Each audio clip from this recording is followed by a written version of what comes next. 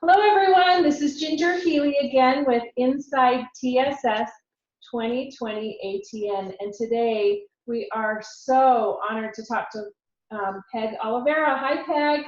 Hi, how are you?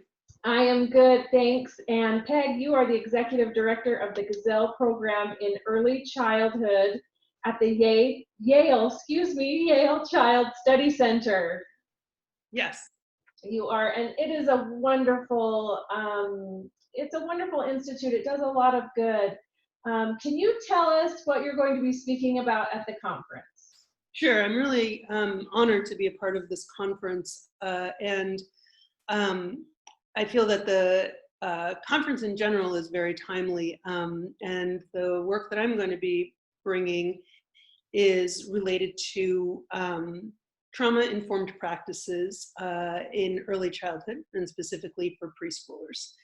Yeah, we are really excited to have you talk specifically about that age group. I think a lot of people are excited to come and hear all ages, but we don't have a lot on preschool, and that is such a critical age. So talk about that.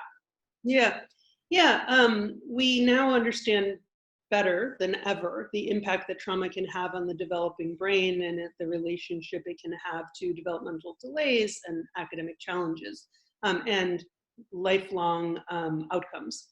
In particular, it's imperative that we understand this science of trauma on brain development in early childhood, because the brain is growing so rapidly in those early years that makes children more vulnerable to environmental impacts, including those of trauma events.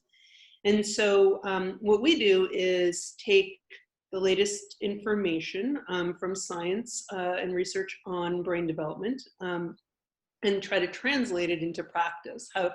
What does that change about how early childhood educators do their work on the ground? And so in this workshop, we're going to be unpacking some of the practices that we have learned through our own work and coaching with early childhood educators, working with individuals with trauma.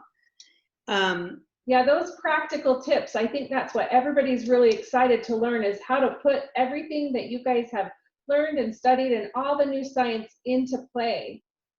Yeah, and they fall into categories, and one of the important ones related to trauma is relationship building and safety. So how you interact with children and how you, as early childhood educators, have the ability to be a safe space for children and more specifically for brains impacted by trauma. Young brains that have had a trauma history are can be often on alert. They are primed for the possibility that something can go wrong. And so, fight or freeze. Yeah, exactly right. And so what we get to do as early childhood educators is create a safe space, create a place where children can come and feel loved. We can provide consistency, routine, so children know what to expect, that they're not surprised. Right. And those are brain building activities. Yeah. The other part of the science that's really important to remember now is that the brain is malleable. So that while we are saying that in early childhood it's really important that we ensure that children have these safe spaces because the brain is growing so quickly, the brain is growing throughout life. And so it's never too late. It gives us a lot of hope that it does. That plasticity is everything. It changes everything that we ever believed.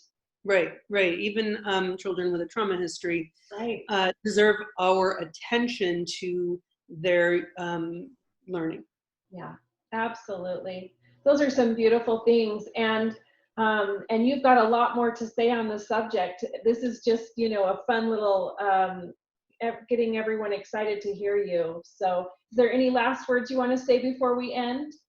No, I very much look forward to meeting everyone at this conference who is doing some phenomenal work in this area. And I'll see you then.